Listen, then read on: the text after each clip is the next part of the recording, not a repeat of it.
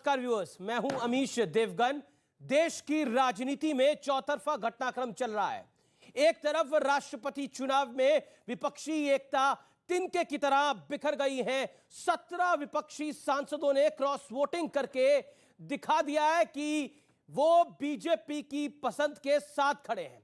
वहीं अलग अलग राज्यों में 100 से ज्यादा विधायकों ने भी क्रॉस वोटिंग की है। और तो और उपराष्ट्रपति चुनाव से पहले ही एक बार फिर विपक्ष की एकता की बखिया उधड़ गई है, यानी वहां पे बड़ी फूट पड़ गई है। ममता बनर्जी ने ऐलान कर दिया है कि उनकी पार्टी वाइस प्रेसिडेंट के चुनाव में वोटिंग नहीं करेगी, क्योंकि उनसे बिना बातचीत के मार्गरेट अल्वा का नाम घोषित कर दिया गया, आगे बढ़ा दिया गया। सवाल यह है कि इसका असर 2024 तक जाएगा, लेकिन दूसरी तरफ सड़क से संसद तक संग्राम बेजोड़ जारी है। भ्रष्टाचार के आरोप में सोनिया गांधी से पूछताछ क्या हुई, कांग्रेस लाल हो गई। ईडी के सामने पेशी हुई तो कांग्रेस गुस्से में आ गई। बड़े बड़े दिग्गज विरोध के लिए सड़क पे उतर गए। किसी ने कहा कि ईडी को द्वार जाना चाहिए सोनिया गांधी के। संसद में भी संग्राम लगातार जारी है। तो आज इन तमाम मुद्दों पर होगी जनता के बीच देश की सबसे बड़ी पॉलिटिकल डिबेट, क्योंकि जब प्रधानमंत्री मोदी ने हर घर तिरंगा की बात कही तो कांग्रेस ने पलटवार किया कि यह भारतीय जनता पार्टी जो संघ की अनुयायी है वो कह रही है हर घर तिरंगा। क्या ये हम कह सकते हैं आज कि ये तो अब अंगड़ाई है, आगे बहुत भीषण लड़ाई है। आज जनता जनार्दन के बीच, देश के युवाओं के बीच तालियों के साथ मैं आप सबका अभिनंदन करता हूं आज की इस बड़ी पॉलिटिकल डिबेट में, क्योंकि देश की राजनीति में बहुत बड़ा कदम उठाया गया है।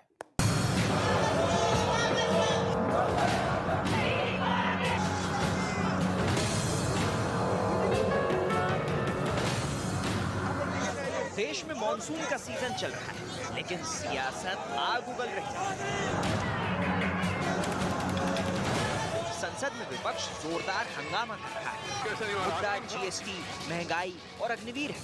आरोप है कि सरकार इन मुद्दों पर बहस से भाग रही है, जबकि सरकार का दावा है कि नियम के मुताबिक वो किसी भी मुद्दे पर बहस को तैयार है।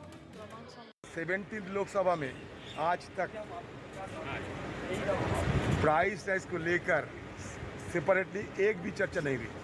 अग्निपथ को लेकर Rajnath Singh ji all party meeting में ये कहा था कि हम अग्निपथ पर चर्चा करने के लिए बिल्कुल तैयार हैं।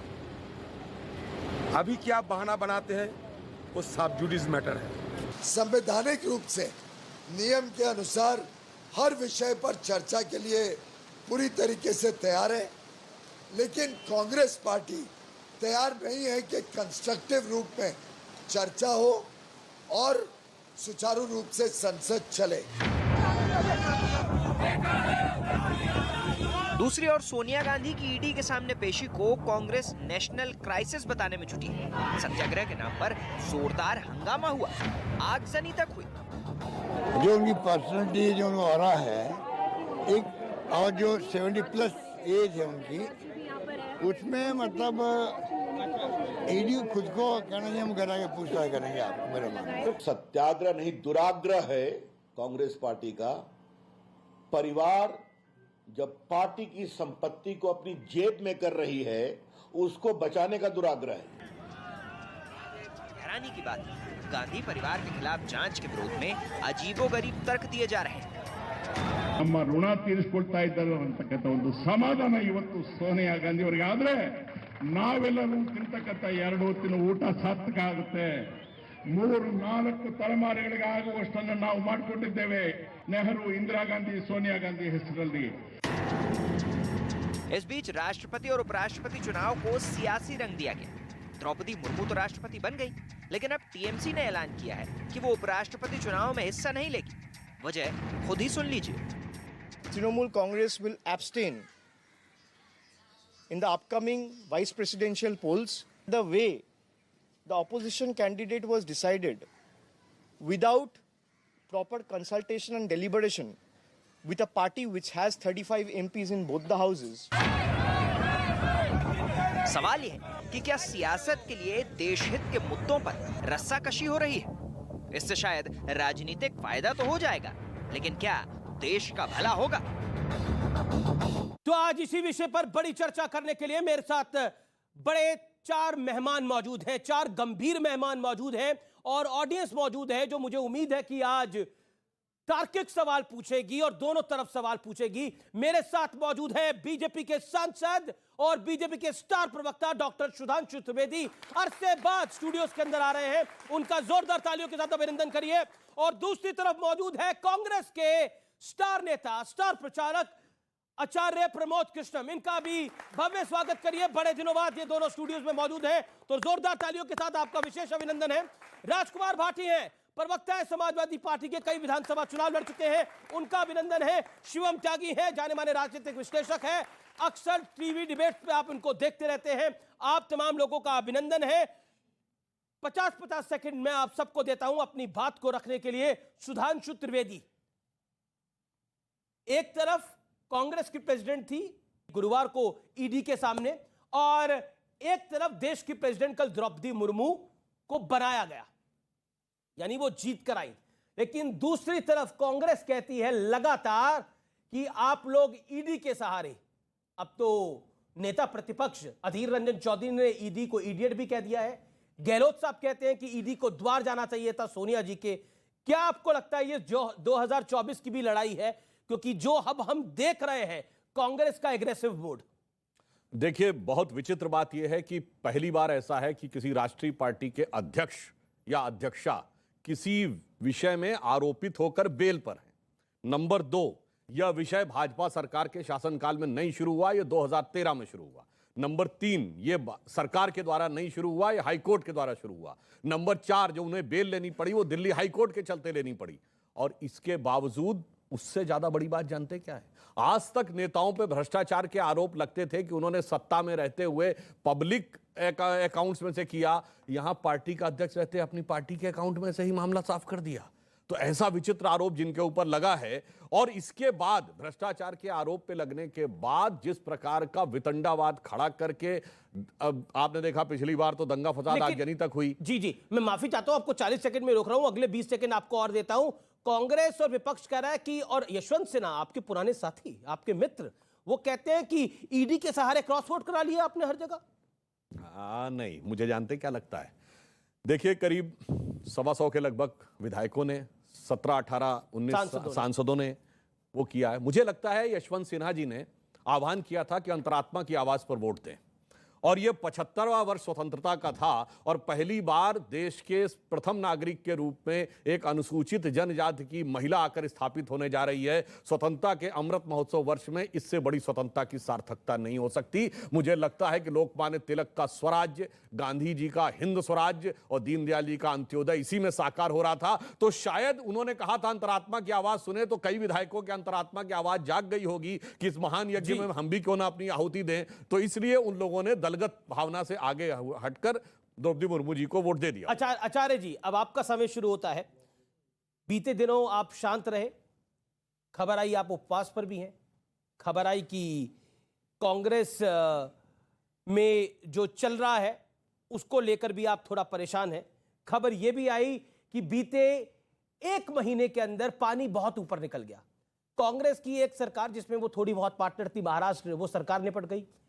आपने जो प्रेसिडेंट इलेक्शन के लिए कैंडिडेट खड़े करे, उसको उतने वोट भी नहीं मिल पाए जिसकी आपको उम्मीद थी। सोनिया जी को ईडी के समक्ष पेश होना पड़ा। क्या कहना चाहते हैं बीते 1 महीने पर आप?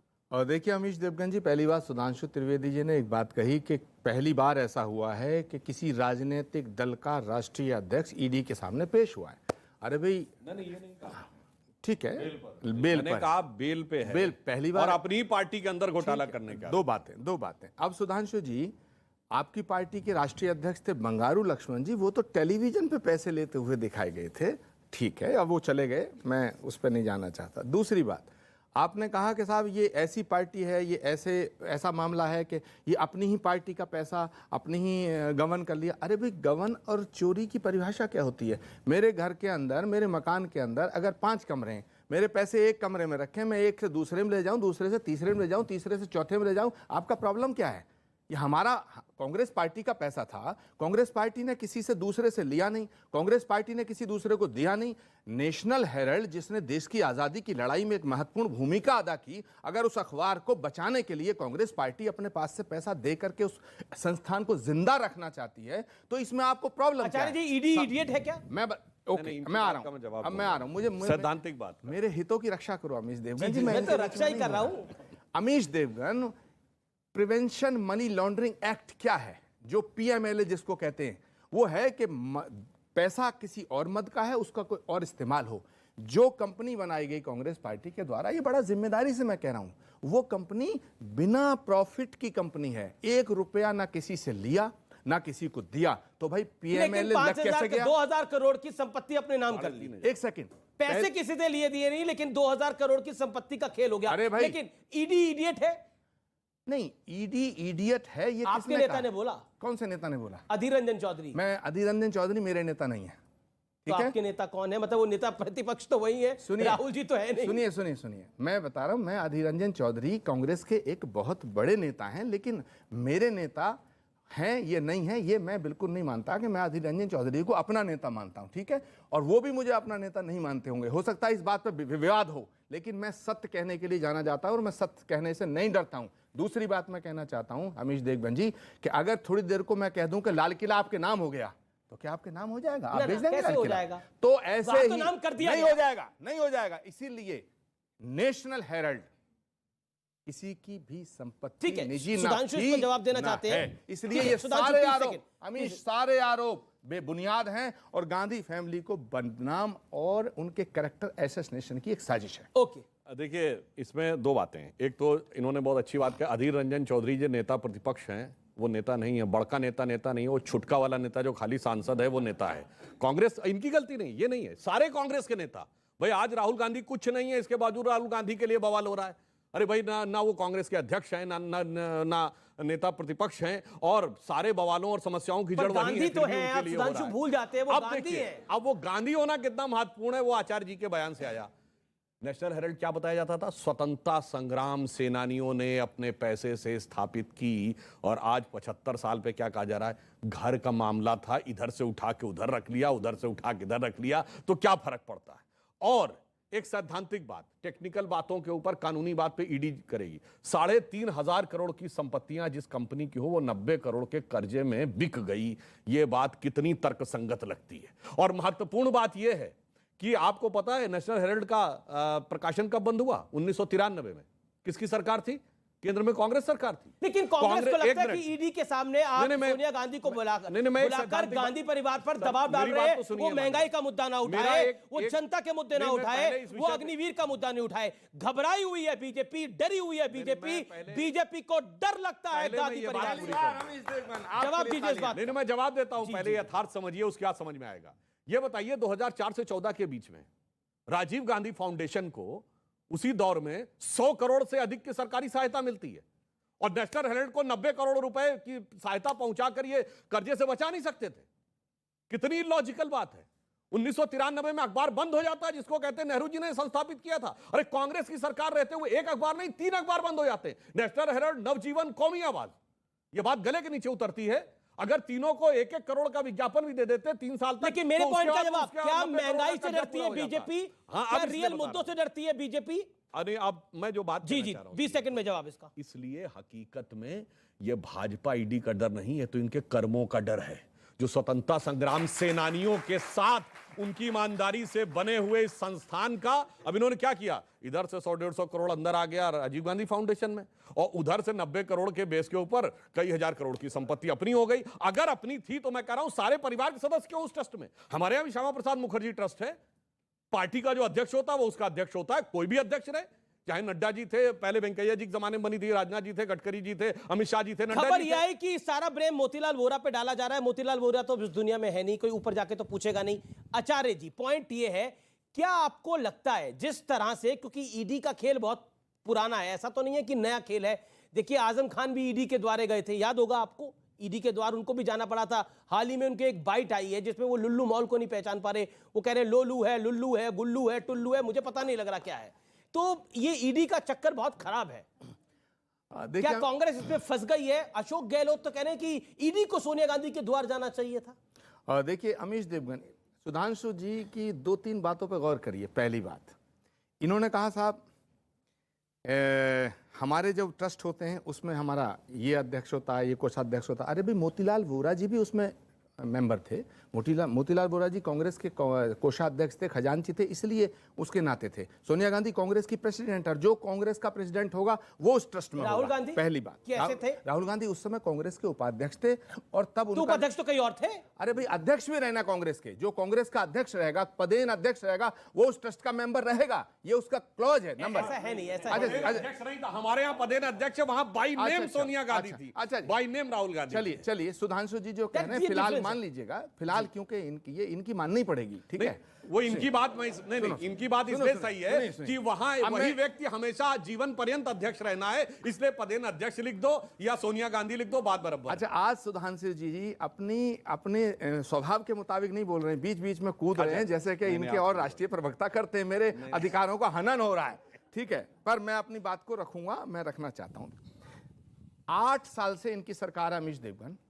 सुनो, भारतीय जनता पार्टी का एक आदमी के घर ना तो ईडी जाती है, ना सीबीआई जाती है, ना इनकम टैक्स की छापा पड़ता है। भाई, ये तमाम बीजेपी के नेता दूध के धुले हो गए, इन्होंने 2 रुपए का कोई घोटाला नहीं किया, नंबर 1। नंबर 2, बड़ी मजेदार बात यह है कि सुधांशु त्रिवेदी जी यहां ये कहना चाहते हैं कि साहब कांग्रेस पार्टी और इस परिवार ने घोटाला किया। भाई, राहुल गांधी को 5 दिन लगातार ईडी ने इंट्रोगेट किया, इन्वेस्टिगेशन किया।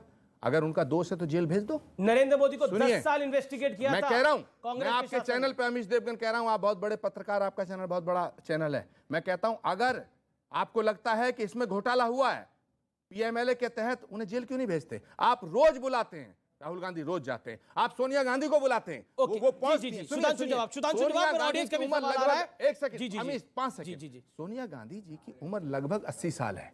भारतीय संस्कृति का तो ख्याल रखते। अरे, सोनिया गांधी कहां भागी जा रही थी? दूसरी बात, मैं बिल्कुल इन्वेस्टिगेशन के खिलाफ नहीं हूं, लेकिन सोनिया गांधी आपको भी लगता है ईडी को सोनिया जी के यहां जाना चाहिए था? नहीं, ईडी को सोनिया गांधी के यहां जा सकती थी। ईडी 4 पुलिस के अधिकारी भेज के, 4 अपने ऑफिसर भेज के इन्वेस्टिगेशन हो सकता था, लेकिन सोनिया गांधी एजेंसी को जाना चाहिए। सोनिया गांधी की तौहीन करना इनका मोटिव है। इनका मोटिव ईडी का घोटाला खोलना नहीं हुई है। इसका अर्थ यह हुआ कि यदि कोई भी व्यक्ति जो किसी आरोप में न्यायालय के द्वारा आरोपित होकर न्यायालय के द्वारा बेल पे हो, तो उसका जलवाए जलाल इतना होना चाहिए कि ईडी उसके दरवाजे पे जाके सिजदा करते हुए कहे, क्या ये विशेषाधिकार सबको प्रदत्त होगा या केवल एक? जैसे तिलक जी ने कहा था ना, स्वराज्य मेरा जन्मसिद्ध अधिकार है, वह परिवार जो कहता राज्य करना मेरा जन्मसिद्ध अधिकार है, सिर्फ उसी को होना चाहिए। यही लोकतंत्र है। सुधांशु जी, वो परिवार 8 साल से सत्ता से बाहर है। आप राहुल गांधी को रोज तो हो गए बाहर। आप रोज बुलाते हैं उनको, जबरदस्ती तानाशाही करके वापस आ जाए सत्ता में, वैसा तो नहीं हो सकता। और इंपॉर्टेंट चीज है, इन्हीं के आचार्य जी के साथ साथ यशवंत सिन्हा जी ने कहा है कि ये गलत हुआ है। आप ईडी के ऑफिसर्स बोल के अधिकारियों को भेजकर उनके वहां पर घर पर भी इन्वेस्टिगेशन कर सकते थे। यशवंत सिन्हा जी वो आपके लिए वोट भी डालने आई थी, मत पेटी भी उनके घर ही भिजवा दिया करो कि भैया वहीं वोट भी आप वहीं डाल लो, सारी चीजें। ये विशेषाधिकार और ये जो एलिटिज्म की राजनीति है, ये खत्म होनी चाहिए। और एक एलिटिज्म की राजनीति का बड़ा एग्जांपल, एक कांग्रेस के बड़े नेता है गुजरात के, कांग्रेस के बड़े नेता हैं गुजरात के, 2024 की तैयारी उन्होंने शुरू कर दी है, गुजरात के चुनाव की भी तैयारी उन्होंने शुरू कर दी है। उन्होंने क्या कहा है मैं आपको सुनाना चाहता हूं, एक बाइट के जरिए सुनिए कांग्रेस के वरिष्ठ नेता क्या कह रहे हैं। ડંકાની ચોટ ઉપર આ દેશના પ્રધાનમંત્રી એમ કહેતા હતા કે આ હિન્દુસ્તાનની તિજોરી ઉપર સૌથી પહેલો અધિકાર માયનો ये जनाब कह रहे हैं, कांग्रेस के प्रदेश अध्यक्ष हैं, वो कह रहे हैं कि हमारे प्रधानमंत्री ने तो मुसलमानों को पहला हक दिया था और अब कांग्रेस गर्त में पहुंच गई है, लेकिन अभी भी हम उस बात के साथ खड़े हैं। गुजरात के चुनाव में भी हम इसी बात को दोहरा के कहते हैं। एक बात बताइए आचार्य जी, वो खुद कह रहे हैं हम गलत पे पहुंच गए हैं, लेकिन इसी बात को दोहराते हैं क्योंकि मुसलमान अगर हमें वोट नहीं देगा तो हम जीतेंगे कैसे। उत्तर प्रदेश में इसकी वानगी देख चुके हैं आप लोग। मैं उनकी बाइट पर मैं इस बात के लिए जवाब देने के लिए जो अधिकृत हैं वो जयराम रमेश जी हैं, ये उनको आप पूछिएगा। अच्छा, इनको अब नेता मान रहे हैं नहीं मान रहे? तो गुजरात प्रदेश के अध्यक्ष हैं। नहीं, गुजरात प्रदेश के अध्यक्ष हैं तो ये गुजरात कांग्रेस के नेता हैं। मेरे नेता थोड़ी हो सकते हैं, मेरे नेता प्रियंका गांधी है।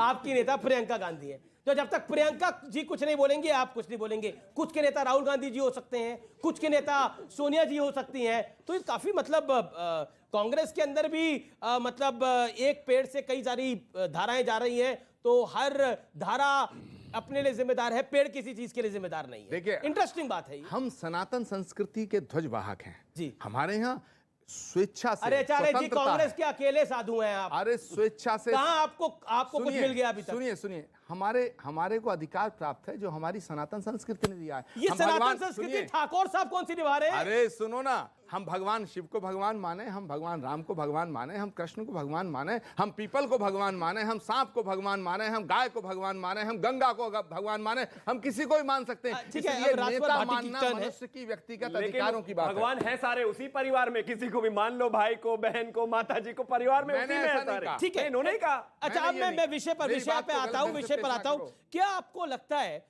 ये जो राष्ट्रपति चुनाव हुआ जिसमें आपके भी कैंडिडेट थे यशवंत सिन्हा, उनकी एक बहुत बड़ी हार हुई है और द्रौपदी मुर्मू की बहुत बड़ी जीत हुई है, लेकिन ये एक मैसेज 2024 के लिए भी है। बीजेपी एक अंडरलाइन देने की कोशिश करी और वाइस प्रेसिडेंट का इलेक्शन है, टीएमसी कह रही है कि हम वोट ही नहीं करेंगे, तो विपक्षी एकता को तो झटका लग गया है बहुत बड़ा। नहीं, एक तो ओमर अब्दुल्ला कह रहे हैं कि भूल जाइए विपक्षी एकता, ये मोदी रहेगा 2024 तक। भारत का संविधान 1950 में लागू हुआ और 1950 से अब तक जितने राष्ट्रपति के चुनाव हुए हैं, अगर आपने सबका अध्ययन किया होता तो आप इन शब्दों पर इतना जोर न देते कि बहुत बड़ी हार हुई है और बहुत बड़ी जीत हुई है। एक दो चुनाव को छोड़कर लगभग सभी चुनाव में यही प्रतिशत रहा है। डॉक्टर राजेंद्र प्रसाद को दूसरे चुनाव में 99.56% वोट मिला था और कई प्रत्याशियों को, किसी को 98%, 95%, 85%। तो ये तो चुनाव का प्रचलन है। भारतीय जनता पार्टी एनडीए इस समय सत्ता में है, उनकी प्रत्याशी थी, निश्चित था उनका जीतना, लेकिन चुनाव लड़ना भी जरूरी था लोकतंत्र की रक्षा के लिए। हम लोगों ने हिम्मत दिखाई, एक परंपरा का पालन किया, बिना चुनाव के बिना प्रत्याशी खड़े किए तो राष्ट्रपति बन जाते तो देश के लोकतंत्र का अपमान होता। तो हम ईमानदारी के साथ, मुद्दों के साथ और विचार के साथ चुनाव में हमने प्रत्याशी उतारा, जीत गए। वो जितनी वोट से जीते ठीक है, आपको बधाई। इसमें तो कोई और अजीब क्या बात नहीं आपको है। लगता है बीजेपी रियल मुद्दों से भाग रही है तभी ईडी की आड़ में आ रही है, जैसा कांग्रेस आरोप लगा रही है? देखिए अमीश जी, मैं बड़ी ईमानदारी के साथ ये कहना चाहता हूं कि मुझे ये कहने का कोई अधिकार नहीं है कि सोनिया गांधी और राहुल गांधी ने कोई गड़बड़ी की है नहीं की है, वो अब दोषी हैं या नहीं है। लेकिन इतना मैं आपको दावे भी के शक है, साथ, यानी शक आपको भी है? इतना दावे के साथ कह सकता हूं कि भारतीय जनता पार्टी की सरकार ने ईडी और इनकम टैक्स की कोई साख छोड़ी नहीं है, कोई विश्वसनीयता बची नहीं है। क्या जिस कहना तरह क्या इनका चाह रहे हैं? दुरुपयोग किया जाता कहना है, क्या चाह रहे हैं? मैं कहना ये चाह रहा हूं कि अजीत पवार जो महाराष्ट्र में थे, शरद पवार जी के भतीजे, उनके खिलाफ कई मुकदमे थे, उन्हें रातों रात इन्होंने शपथ नहीं, दिलवा वो दी। गलत था। इसलिए मैं बोल रहा हूं आपको, क्योंकि मैं उस पूरी खबर को मैंने देखा है। ऐसा कुछ नहीं था। क्लैरिफिकेशन ईडी के ऑफिस से भी आया था, सीबीआई कहां से भी आया था। शायद मेरा वाक्य पूरा हो जाता तब आप खंडन करते तो ज्यादा अच्छा रहता। जी। उनके मुकदमे वापस लिए गए जब वो भारतीय जनता पार्टी के समर्थन में आ गए।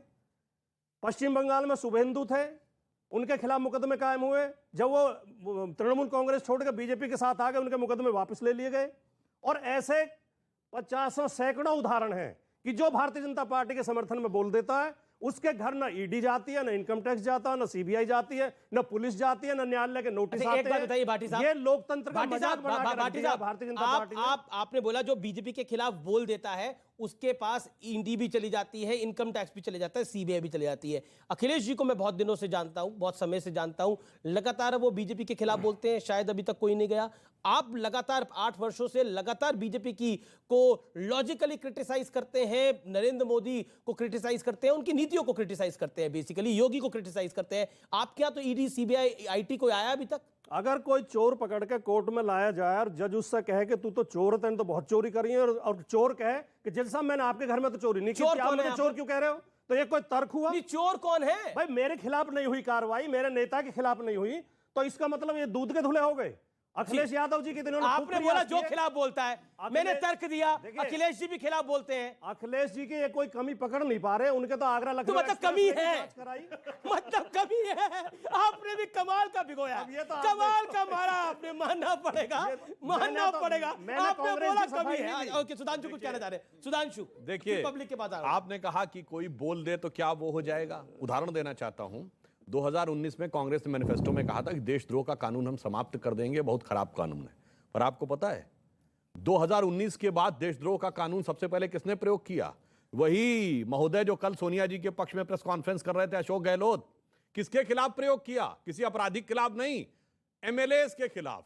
किन एमएलए के खिलाफ? अपनी पार्टी के एमएलए और मंत्री के खिलाफ, क्योंकि उन्हें लगा था कि उनके खिलाफ कुछ बोल रहे हैं। और हम अगर विद्वेष की भाव रखते तो ये बताइए, जिसने कहा था मोदी जी की बोटी बोटी काट डालूंगा, तो किसी ने मौत की कामना की, तो पता नहीं हिटलर की मौत, कुत्ते की मौत, क्या क्या बोला गया।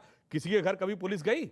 आर पार में वक्त है एक ब्रेक का, लेकिन ब्रेक के बाद बाइट ऑफ द वीक आपको मैं दिखाऊंगा आजम खान ने ऐसा क्या बोल दिया कि लोग हंस भी पड़े लेकिन लोग कंफ्यूज भी हो गए। आज आपको मैं वो भी सुनाऊंगा एक छोटे से अंतराल के बाद इस बड़ी पॉलिटिकल चर्चा में। ये बताइए, सीबीआई तोता है, ये किसके लिए कहा गया? सुधांशु जी नोट कर लेना, जब सरकार बदलेगी तो बताऊंगा सीबीआई तो।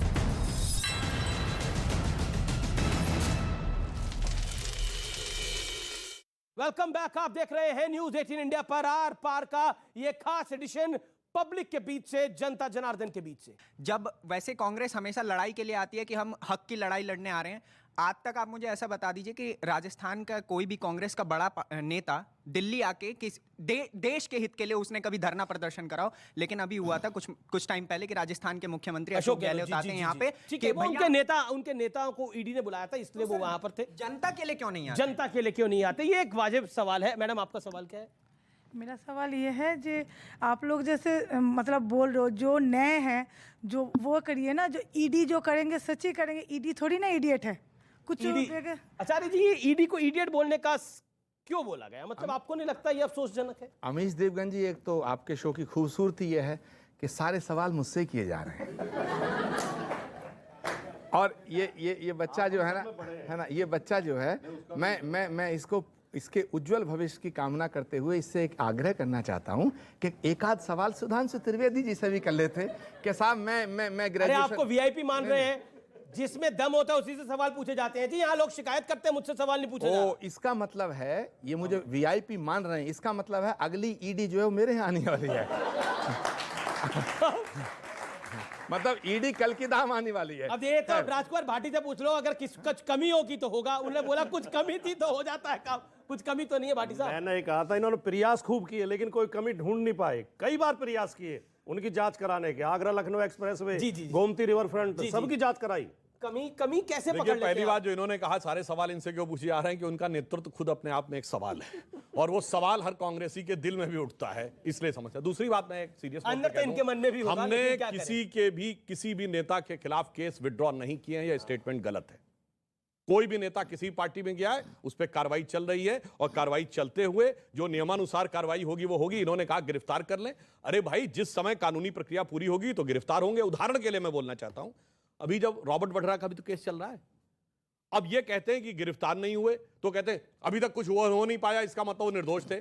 अब जैसे ही इनको बुला लिया जाता है, अब साहब विदेशात्मक कार्रवाई कर रहे हैं। भाई, दो में से एक आरोप मान लीजिए। चिदम्बरम तो वो तो गिरफ्तार एक न्यायिक प्रक्रिया है जिसके तहत, और अशोक चिदम्बरम छुटका नेता है ना, ये सब गिरफ्तार होने क्या होता है? वो बड़का नेता तो वो है ना, वो छुटका नेता है। फाइनेंस मिनिस्टर, अरे भाई, होम मिनिस्टर। राहुल गांधी के आगे सब बाएं दाएं हैं। आपने देखा नहीं, राहुल गांधी बोलते खड़े होते हैं तो लोकसभा में नेता प्रतिपक्ष अधीर रंजन चौधरी यूं, राज्यसभा में नेता प्रतिपक्ष यूं, और उसके बाद जब वो यूं करके बोलते हैं तो बाकी सब पीछे रहते हैं। तो देश को पता है कि कौन बड़ा नेता है। अध्यक्ष पद छोड़ने के बाद भी अध्यक्ष पद के सारे दायित्वों का श्रद्धापूर्वक शुद्ध अंतःकरण से निर्वहन करते हुए आपको सिर्फ राहुल गांधी नजर। ठीक है, एक और सवाल है। जी, देखिए, सुधांशु जी ने दो बातें कही कि राहुल गांधी बड़े नेता है, चिदम्बरम छोटे नेता, अधीर रंजन छोटे नेता। भाई, जो जिसे बनाता है वो बड़ा होता है, ये बात पक्की है। जो बिल्कुल राहुल गांधी राहुल ने बनाया, बिल्कुल उस समय राहुल गांधी कांग्रेस पार्टी के अध्यक्ष और उपाध्यक्ष दोनों रहे। और देखिए, जो बनाता है वो बड़ा होता है। दूसरी बात, इन्होंने कही कि हमने कोई भी केस विड्रॉ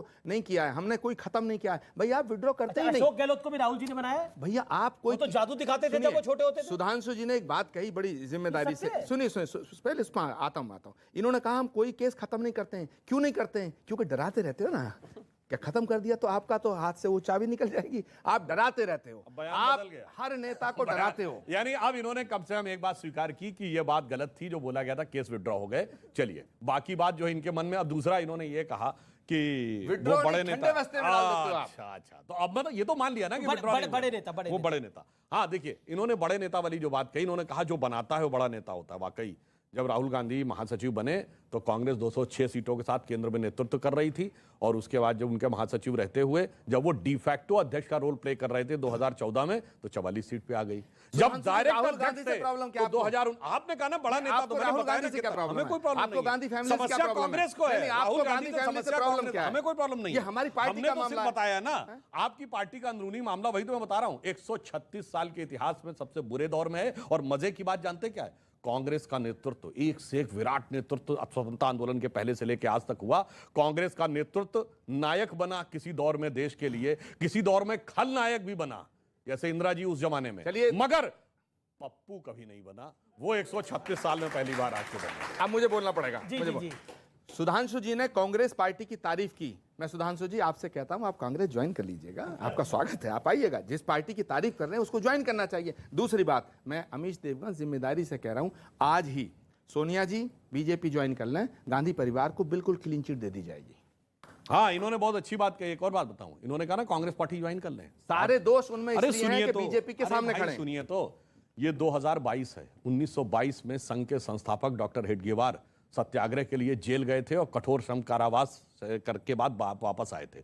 1920 में नागपुर कांग्रेस अधिवेशन में उन्होंने पूर्ण स्वराज्य का प्रस्ताव लाने का प्रयास किया था, जो कांग्रेस ने नकार दिया था, यानी पूर्ण स्वराज के आप पक्ष में नहीं खड़े थे। और 1914 में आपने अंग्रेजों का प्रस्ताव पारित करके साथ दिया था, इसलिए हम अलग हुए थे। अगर वो कांग्रेस हो जिसमें तिलक थे, जिसमें गोखले थे, उस जमाने में तो डॉक्टर हेडगेवार भी उसके साथ थे। पर राहुल गांधी और सोनिया गांधी विरोध की सीमा ये है कि आज चिदम्बरम को छोटा नेता माना जा रहा है, अशोक गहलोत भी शायद छोटे नेता होंगे, लेकिन जब राहुल गांधी छोटे होते थे वो जादू दिखाते थे उनके घर जाकर। ये सत्य है बात, मतलब this is hard fact. Ashok Gehlot जादूगर उनको कहा जाता है, और वो जादू दिखाते थे, जादू का काम करते थे, दिखाते थे। और आज वो सीएम है, राजस्थान के तीसरी बार सीएम बने हैं, वो भी छोटे नेता हैं। मैं आपसे जानना चाहता हूँ, विरोध की सीमा ये है कि अगर नरेंद्र मोदी ने बोला है कि हर घर तिरंगा लगाना चाहिए आजादी के 75वें साल में, तो जयराम रमेश उसका भी विरोध कर रहे हैं। वो कह रहे हैं ये वो लोग हैं जो हमें सिखाएंगे जिन्होंने 52 साल खुद तिरंगा नहीं लगाया। तिरंगे पे भी पॉलिटिक्स। हाँ, क्योंकि राहुल गांधी के सामने उनकी पार्टी, उनका देश, उनके आसपास के नेता और जितने भी लोग हैं वो सब राहुल गांधी से छोटे हैं। ये देश में मुझे कहने में कोई शर्म नहीं है, जब मसला राहुल गांधी का है तो उसको भी छोटा बता देंगे कांग्रेसी। जहां तक बात तिरंगे की है, तिरंगे की आड़ में कांग्रेस को सिर्फ और सिर्फ अपना परिवार और परिवार, माता जी, बहन जी, या फिर उसके अलावा राहुल गांधी जी। और अंत में एक चीज और, जो आचार्य जी बहुत बार बार कह रहे हैं, शुरुआत में आते ही उन्होंने कहा था कि मैं उपवास पर था। अमीश जी, इनसे पूछना चाहिए था वो मौखिक उपवास पर थे या फिर शारीरिक उपवास पर थे। आते ही जैसे ही उपवास खोला उन्होंने तमाम तरह की पोल खोल दी, नेता ही मानने से मना कर दिया। वो कह रहे मेरा नेता ही नहीं है। सब मैं आपको राय ले रहा हूं, तिरंगे के ऊपर अपनी कोई अपनी बात रखना चाहता है? तिरंगा मेरा राष्ट्र ध्वज है, मेरी आन बान शान है, ये कोई पार्टी का ध्वज नहीं है। हर देश के प्रधानमंत्री ने जो आह्वान किया है कि अपने घरों में तिरंगा लगाना चाहिए, आप उसके साथ हैं, उसके विरोध में? बिल्कुल मैं उसके साथ हूं। हर आदमी को उस तिरंगे का सम्मान करना चाहिए और अपने घर पर लगाना चाहिए। जी, आप में से कोई, आप में युवा पीढ़ी से मैं जरूर जानना चाहता हूं, तिरंगे के ऊपर आपकी भावना क्या है? जो देश के प्रधानमंत्री ने आह्वान किया है वो बड़ा आह्वान है कि 13 से 15 के बीच में आप तिरंगा लगाइए अपने घर के अंदर। आप उस पर क्या कहना चाहते हैं? अपना हाथ खड़ा करें, अपनी बात रखें। जी बोलिए सर, खड़े होके बोलिए। सर, तिरंगा जो है हमारे देश का गर्व है, हमारा गौरवशाली इतिहास रहा है, लेकिन कांग्रेस का एक चरित्र बन गया है कि हर चीज़ में विरोध करें। बीजेपी बोलेगी कि सांस नहीं लेना तो हम सांस नहीं लेंगे, पानी नहीं पीना तो वो भी पे दिक्कत है, और यहाँ तक तिरंगे पे भी आज विरोध करी। तो जो इनका जो ये नीति बन गया है हर चीज़ पे विरोध करना है, ये देश को गुमराह करना है। ये एक अच्छा पॉइंट है आपका, और इस सवाल को मैं आप 2-4 पॉलिटिकल पार्टी से जानना चाहता हूँ इसका जवाब। ऐसा क्यों मैसेज जा रहा है सोसाइटी के अंदर कि हर चीज का विरोध होता है, अब तिरंगे का विरोध क्यों हो रहा है? इसका जवाब क्या है? अगर आप इस पर कुछ कहना चाहे राजकुमार भाटी। एक मतलब प्रधानमंत्री ने, वो देश के भी प्रधानमंत्री, देश के प्रधानमंत्री हैं, आह्वान कर रहे हैं कि तिरंगा लगाइए अपने घर में, उसका विरोध क्यों? देखिए, तिरंगा भारत का राष्ट्र ध्वज है, तिरंगा हमारी शान है, हमारा गौरव है, वो सबके घर पे लगना चाहिए। मैं इस बात का समर्थन करता हूँ, माननीय प्रधानमंत्री जी ने कहा कि सबको अपने घर पे फहराना, तो मैं इसका समर्थन करता हूँ। लेकिन ये भी उतना ही सच है कि जब तिरंगा फहराने पे गोलियां मारी जाती थी, जब लाठियां मारी जाती थी, जब तिरंगा फहराने पे जेल भेज दिया जाता था, तब इनकी पार्टी और इनके पूर्वज तिरंगे के विरोध में थे और उनके साथ थे, अंग्रेजों के साथ उनकी मुखबरी कर रहे थे, स्वतंत्रता सेनानियों को पकड़वा रहे थे। और जब तिरंगा भारत का ध्वज बनाया गया, राष्ट्रीय ध्वज बनाया गया, तो गुरु गोलवलकर जो राष्ट्रीय स्वयंसेवक संघ के अध्यक्ष थे उस समय, वो थे, क्या पद होता है इनके यहाँ, उन्होंने बाकायदा अपने अखबार में, ऑर्गेनाइजर में लेख लिख के इस तिरंगे का विरोध किया था।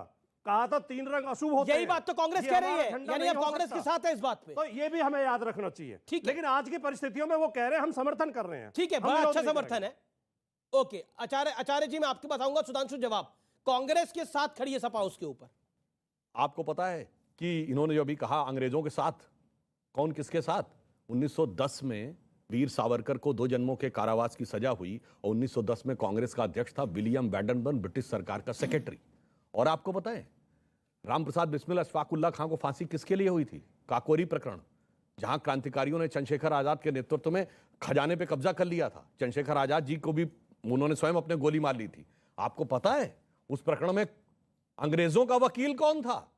कांग्रेस के नेता जगत नारायण मुल्ला, जो इस बात को इंश्योर कर रहे थे कि अशफाकुल्ला और इनको रामप्रसाद बिस्मिल जी को फांसी होनी चाहिए, चंद्रशेखर आजाद जी को फांसी होनी चाहिए। अब मैं झंडे पे एक दूसरी बात बताता हूं, ये तो वो पार्टी है जिसने आजाद हिंदुस्तान में 1988 से लेके 1998 तक श्रीनगर में 26 जनवरी को भी लाल चौक के ऊपर झंडा नहीं फहराया गया। जब हमारी सरकार आई 99 में तो फहराया गया। और दूसरा मैं पूछता हूं, बहुत बड़े राष्ट्रभक्त थे ये नेहरू जी, प्रधानमंत्री 15 अगस्त 47 को नहीं बने थे, बने थे सितंबर 1946 में। किस झंडे के नीचे खड़े होकर शपथ ली थी? यूनियन जैक के नीचे खड़े होकर ली थी कि नहीं? आज जब कोई शपथ लेता है तो कहता है विधि द्वारा स्थापित भारत के संविधान के प्रति सच्ची श्रद्धा रखूंगा। राष्ट्रपति शपथ दिलाता है। उस समय लॉर्ड माउंटबेटन ने किसके प्रति निष्ठा की शपथ दिलाई थी? ब्रिटिश क्राउन के प्रति निष्ठा की शपथ। जवाब और आचार्य सुनिए, जी, नहीं, आचार्य जी। पूरी बात। जी, जी, 1937 provincial assembly, 1941 provincial assembly, 1946 provincial assembly, तीन बार राज्यों की सरकारों ने यूनियन जैक के नीचे शपथ ली। जिन्होंने ब्रिटिश क्राउन के प्रति निष्ठा की शपथ ली वो आज आकर भाषण देते हैं। यह फैक्ट भी जनता को पता होना चाहिए। आप लेक्चर दे रहे हैं, 52 साल तक नहीं करा। वो कहते हैं आपने ब्रिटिश क्राउन की शपथ लेके प्रधानमंत्री बनवाया पंडित नेहरू को। जवाब इस बात का। और संबित पात्रा ने एक बात बोली थी कि नरेंद्र मोदी अगर किसी दिन बोलेंगे कि सांस लीजिए विपक्ष वालों को, तो ये सांस लेना बंद कर देंगे। देखिए अमीश देवगन, पहली बात तो ये है कि सुधांशु जी जिस तरह की बात कर रहे हैं वो तो ये कहना चाहते हैं जैसे देश की आज़ादी की जब लड़ाई लड़ी जा रही थी तो भाजपा ने लड़ी थी, जबकि भाजपा का नामो निशान नहीं था। नंबर 1, जिस कांग्रेस पार्टी के नेताओं ने कुर्बानियां दी, बलिदान दिया, त्याग तपस्या और जेलें काटी, उस कांग्रेस ने जिस समय देश को आज़ाद कराया, उस कांग्रेस के तमाम नेताओं को दरकिनार करके ये सिद्ध करना चाहते हैं कि देशभक्त पार्टी अगर है तो बीजेपी है, कांग्रेस देशद्रोही पार्टी है। तीसरा पॉइंट, नहीं, आप तो कह रहे बीजेपी देशद्रोही पार्टी है। मैंने नहीं कहा जी, हमने कहा अंग्रेज भक्त पार्टी थी। इनको नहीं टोका, मुझे मत टोकिए। सुधांशु जी से मैं पूछना चाहता हूं, पंडित नेहरू कितनी बार जेल गए? उनकी पत्नी कमला नेहरू, इंदिरा गांधी की मां, 14 साल जेल में रही। मैं आप ये कहना चाहता हूं सुधांशु त्रिवेदी जी से कि गांधी और तिरंगा ये हमारे दिल में है। हमने तो प्रधानमंत्री जी के कहने पे घंटा बजाया, हमने तो ताली बजाई, हमने तो थाली बजाई, हमने तो दीप जलाया। अरे देश का प्रधानमंत्री भाजपा का नहीं होता, देश का प्रधानमंत्री देश का होता है। और अगर देश का प्रधानमंत्री देश के हित में बात करता है हम उसको फॉलो करेंगे।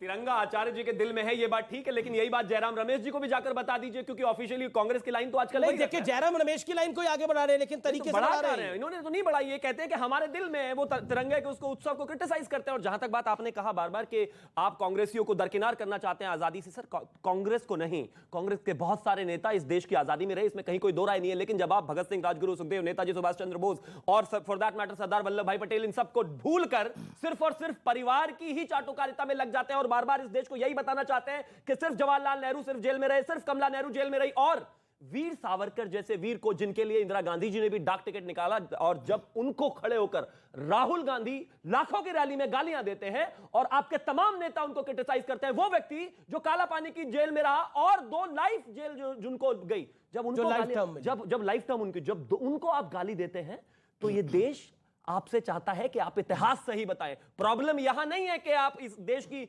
आजादी में नहीं थे, इस देश की आजादी में यहां पर बैठे हुए जितने भी लोग हैं सबके दादा परदादा। नरेंद्र मोदी ने क्या बोला कि बीजेपी के लोग झंडा फहराएंगे? नरेंद्र मोदी ने तो ऐसा नहीं बोला, उन्होंने बोला देश के लोग झंडा अपने घरों पे लगाए। लेकिन कांग्रेस ने उस पर भी पॉलिटिक्स कर दी। पॉइंट ये है, क्या तिरंगे पर भी आजादी किया, जब हम 75वीं सालगिरह मना रहे हैं तो उस तिरंगे पे भी राजनीति होगी? मेरा सवाल ये है। अमीश देवगन, मैं इस बात का समर्थन बिल्कुल नहीं करता। पर हो रहा है ना ये सब कुछ। मैं इस बात का समर्थन नहीं करूंगा, क्योंकि ये देश जो है किसी एक पार्टी का नहीं है। अगर मान लीजिएगा 60 साल पर के अंदर प्रधानमंत्री भी किसी पार्टी का अरे नहीं है, भाई देश का होता है अरे जी। भाई एक बात बताइए, 60 साल कांग्रेस का राज रहा तो जो सड़कें बनी, अस्पताल बने, ऑल इंडिया मेडिकल बना, इरविन हॉस्पिटल, जेपी ये पंत हॉस्पिटल, ये तमाम IIM बने, तो क्या हम ये कह सकते हैं कि बीजेपी का इसमें कोई इस सड़क पे नहीं चलेगा? नहीं, आज ये लोग काम कर रहे हैं, आज ये काम कर रहे हैं, देश को आगे ले जाने की बात कर रहे हैं, तो ये कह सकते हैं कि कोई कांग्रेसी इस सड़क पे नहीं चलेगा, इस फ्लाईओवर पर नहीं चलेगा। पूरी दिल्ली का जो फ्लाईओवर का निर्माण किया वो शीला दीक्षित ने किया, लेकिन क्या हम कह सकते हैं कि कोई आम आदमी पार्टी का नेता इस पे नहीं चलेगा? देश देश होता है, इसलिए अगर देश का प्रधानमंत्री कोई बात कह रहा है तो उसका ऑनर होना चाहिए। लेकिन अगर कोई उस बात से सहमत नहीं है तो उसे स्वतंत्रता है ठीक है, ओके, भाटी साहब कुछ कहना है, फिर सुधांशु आप। एक तथ्य ये भी है कि 2002 तक नागपुर में RSS के मुख्यालय पर तिरंगा नहीं फहराया गया था, ये भी एक सच और है। जिन 3 इसको लड़कों ने स्वीकार जाके वो करिएगा। फहराया उनके खिलाफ मुकदमा लिखवाया RSS ने, वो जेल गए। सुधांशु और जी, इस आज बात भी को स्वीकार RSS के करिएगा। सम्मेलनों में तिरंगा नहीं फहराया जाता, आज भी। ये भी एक तथ्य है। नहीं फहराया जाता, आप कभी भी देख लें। अब बताता हूं, ये बताइए 2002 तक क्या गैर सरकारी संस्थानों पर तिरंगा फहराया जा सकता था? सब फहराते थे, 15 अगस्त क्या को सब बात कर रहे हैं? फहराते थे। कांग्रेस पार्टी के नेता थे नवीन जिंदल जो कोर्ट गए, उससे पहले सिर्फ सरकारी संस्थानों के ऊपर झंडा फहराया जा सकता था। हाँ, 26 जनवरी को हमारे यहाँ भी फहराया जाता था, परंतु सरकारी ये बताइए RSS का सरकारी संस्थान था क्या? 26 जनवरी को RSS सरकारी संस्थान था क्या? 26 अरे भाई 2006 से पहले किसी को अधिकारी नहीं था, उसके बाद हल्ला मचाते हैं। अब दूसरी बात, ठीक है, मेरी बात सुनिए। अरे भाई, अब क्या आप RSS के मुख्यालय में महात्मा गांधी की तस्वीर है? आज ही बता दीजिएगा।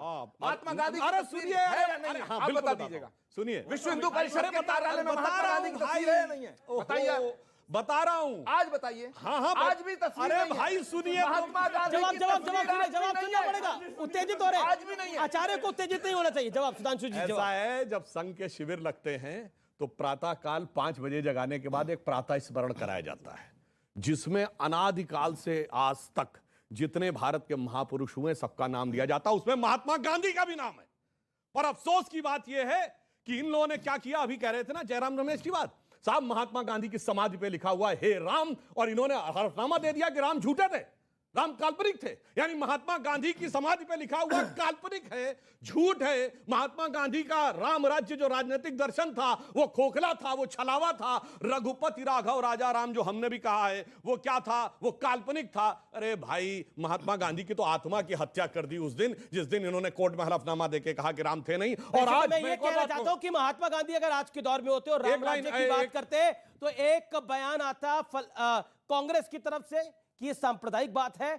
अगर समाजवादी पार्टी होती तो उनका बयान आता कि देखिए ये किस तरह से सांप्रदायिक बात कर रहे हैं, और ओवैसी उठते वो कहते हैं ऐसा कैसे कर सकते हैं, देखिए मुसलमानों को दरकिनार करने की कोशिश है। अगर महात्मा गांधी आज के इस दौर की राजनीति में होते तो महात्मा गांधी को भी सांप्रदायिक घोषित कर दिया होता। इन तथाकथित सेकुलर सूरमाओं ने, इसमें मुझे कोई दो राय नहीं है, क्योंकि वो दौर था जहां पर रघुपति राघव राजा राम हिंदू और मुसलमान सब गाते थे, लेकिन कोई उफ तक नहीं करता था। लेकिन आज ये वो दौर है जिसमें वंदे मातरम का नारा लगाने में भी सांप्रदायिकता लोगों को दिख जाती है। ये भी एक दौर है। और यहां पर लोग, मैं एक विधानसभा की नहीं बात कर रहा, बिहार से लेकर यूपी तक, यूपी से लेकर आप चले जाइए केरल तक, वंदे मातरम का नारा नहीं लगाने पर आपको तालियां मिलती है सेकुलर सूरमाओं की। यह भी बात सत्य है। मैं बढ़ता हूं आगे और ऑडियंस के पास जाता हूं और आपसे राय लेना चाहता हूं। ईडी और इनकम टैक्स अगर किसी राजनेता पे अगर छापा मारती है, पूछताछ करती है,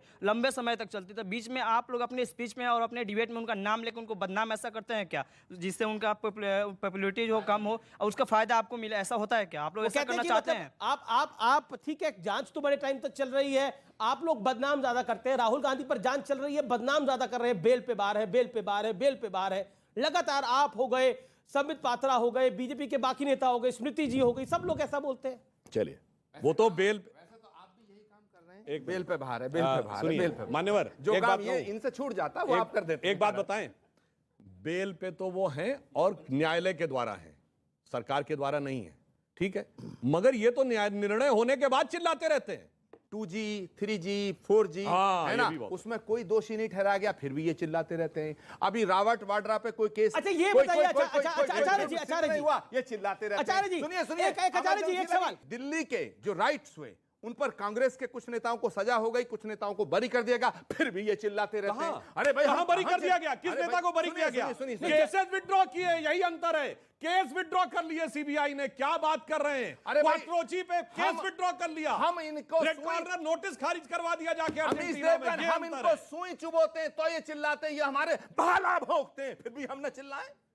रोज भाला भोंकते हो। सुई चुबो रहे, भाला लग रहा है आपको? अच्छा एक सेकेंड, अब मैं ना भाला अपना, अब कोई भाला नहीं भोंकेगा, कोई सुई नहीं भोंकेगा। एक सवाल का जवाब दीजिए आचार्य जी, और मैं फिर उसके बाद एक लाइन बोल दूं। जी जी जी जी, ये बताइए, ये 2G हमारे जमाने में शुरू हुआ था कि आपकी सरकार के जमाने में?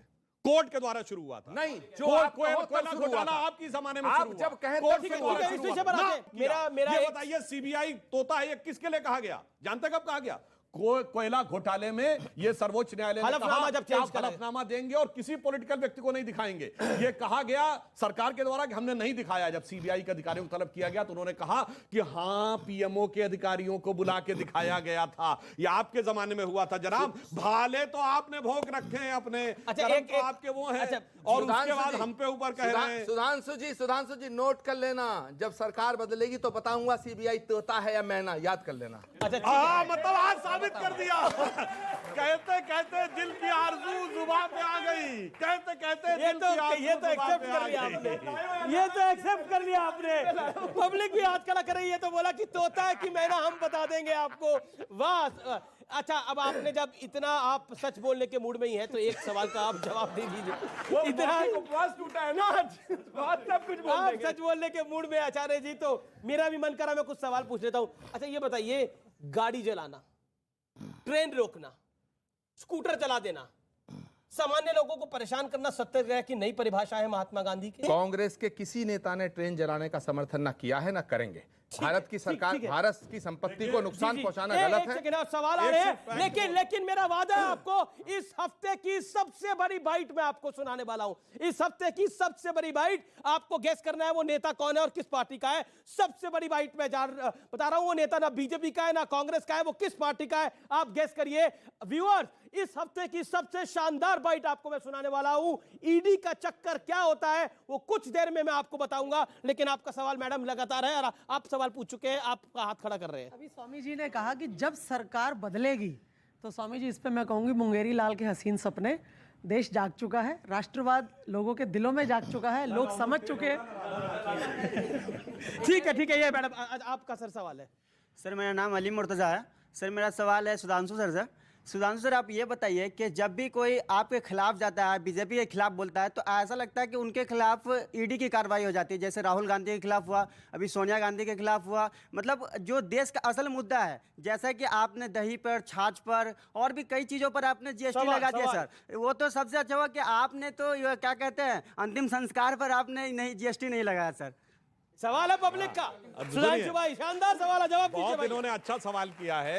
पहली बात तो मैं बार बार बता चुका हूं कि ये केस 2013 का है, हमारी सरकार आने से 1 साल पहले का। वो कह रहे हैं अंतिम संस्कार को आपने अब आ रहा हूं इसके ऊपर, इसके लिए शुक्रिया। हर बार टैक्स की बात करता हूं भाई। ये बताइए, ये तो अब फैक्ट अवेलेबल है कि जब जीएसटी नहीं था, वैट था, तो इन सारी चीजों पे इससे कहीं ज्यादा टैक्स था। हमारे में टैक्स 2% कम हुआ है, 7%, 8%, 5% था। सुधांशु जी की बात का अर्थ यह निकलता है कि हमारा आप लोग सब नासमझ हैं। इन्होंने महंगाई घटाई है, सारी चीजें सस्ती हो गई हैं, इन्होंने टैक्स कम किए हैं, देश में राम राज है, बिल्कुल लोग वाहवाही कर रहे हैं। क्या चाहते हैं, श्रीलंका बन जाए देश? क्या आप श्रीलंका बनाना चाहते हैं देश को हम लोग? आचार्य प्रमोद कृष्णम, आप लोगों ने भी सत्ता बहुत चलाई है, और ये जो फ्री वाली पॉलिटिक्स है, इससे देश को नुकसान हो सकता है। हमने श्रीलंका का हश्र देखा है। There is an economic management which state governments, which central government have to do. एक सिस्टम बनाना पड़ता है, और समाजवादी पार्टी ने भी कई बारी उत्तर प्रदेश में सरकार चलाई है और उस सिस्टम को, प्रूडेंट सिस्टम को फॉलो भी किया है। क्या आपको लगता नहीं है कि कहीं ना कहीं देश हित के साथ समझौता हो जाता है जब हम फ्री की सियासत करते हैं, फ्री की पॉलिटिक्स करते हैं? देखिए अमित जी, पहली बात तो मैं श्रीलंका से अपने देश की तुलना नहीं करना चाहता, क्योंकि हमारा देश महान देश, सीखना तो सबसे चाहिए। भारत हमारा, पर सीखना तो हर किसी की गलती से चाहिए। श्रीलंका भारत कभी नहीं बन सकता और भारत श्रीलंका कभी नहीं बन सकता। दूसरी बात, पॉजिटिव सोचना चाहिए, देश के खिलाफ इस तरह की बातें मत करें। Very good, very good. दूसरी बात मैं पूरी बहस पर सिर्फ एक ही बात कहना चाहूंगा कि सुधांशु त्रिवेदी जी जो कर रहे हैं वो भी सही है, जो ये कह रहे हैं वो भी सही है, जो ये टैक्स लगा रहे हैं ये बहुत अच्छी बात है, और थोड़ा कम लगाया थोड़ा ज्यादा लगाओ ताकि देश की जनता को पता तो लगना चाहिए। जी। कि लास्ट 5 सेकंड मैं ये कहना, सुधांशु जी अब तो मैं यही कहना चाहूंगा कि हम आहा भी भरते हैं, हो जाते हैं बदनाम, ये कत्ल भी करते हैं तो चर्चा नहीं होता। जी देखिए, कई बार हम चीजों को समझ नहीं पाते। इंटरेस्टिंग पॉइंट मैं आपको बताता हूं, जो फैक्ट भी है, जब जीएसटी काउंसिल होती है तो उसके अंदर विपक्ष के भी राज्य होते हैं। एक राज्य ने भी विरोध नहीं करा था जब पैक्ड फूड पर जीएसटी लग रहा था। Not even a single finance minister of a single state objected it, be it Bharatiya Janata Party, be it opposition, be it combined opposition. That's my point. कुल मिलाकर जो जीएसटी काउंसिल में डिसाइड हुआ वो लागू हुआ है, लेकिन राजनीति बहुत खराब है जी। यहां पर जीएसटी की काउंसिल में जो कहा जाता है वो पार्लियामेंट में नहीं कहा जाता, और ये बात सत्य है। जीएसटी काउंसिल की फाइंडिंग्स में ये चीज सामने आ रही है, लेकिन मैं अपना वादा हमेशा निभाता हूं। और अब वक्त है बाइट ऑफ द वीक देखने का, और इस बारी बाइट ऑफ द वीक का कोई नॉमिनी नहीं है, एक ही विजेता है, वो है ईडी की मार झेल रहे आजम खान। वो क्या कह रहे हैं सुनिए जरा। हमने ना लुल्लू देखा ना लोलू देखा, हम आज तक किसी मॉल में गए नहीं। जो लोग जानते हैं उनसे पूछिए, लुल्लू लोलो टुल्लू टोलो। ये देखिए ईडी का हाल क्या हो जाता है शिवम त्यागी। अब देखिए उनको लुल्लू मॉल नहीं दिख रहा, उनको टोलू दिख रहा है, लोलू दिख रहा है, क्या क्या दिख रहा है उनको। देश ने उनके बारे में तमाम चीजें पढ़ी जब वो 1 साल से ज्यादा जेल में थे, लेकिन इस बाइट ने उनको एक तरीके से फिर से रीपैकेज करके जनता के सामने ला दिया। खास बात है ये, लेकिन ये ईडी का हाल है। नहीं, ईडी का मामला नहीं है, ये उनके पार्टी का अंदरूनी मामला है। चचा जान को भतीजे ने जो दांव दिया है, जिसके बारे में जब वो जेल में गए थे तो शिवपाल जी ने भी बाहर निकलकर व्यक्त की, ये भी मिलने गए थे उनसे भाई, ये भी गए थे, ये भी मिलने गए थे उनसे। पता नहीं ये बोलेंगे नहीं बोलेंगे, आजम खान पर ये दिल के की दोस्त हैं आजम खान। जो टीपू ने टीस दी है, सुनिए, क्या कह रहे हैं, जो टीपू ने टीस दी है वो टिल्लू लिल्लू के रूप में बाहर आ रही है। जी आप क्या कहना चाहते हैं आचार्य जी? देखिए पहली बात, धर्म संकट तो नहीं है तो बोल दीजिए। आजम खान पे जहां तक बोलने का, अच्छा आप अखिलेश जी की तरफ हैं, आप शिवपाल जी की तरफ हैं?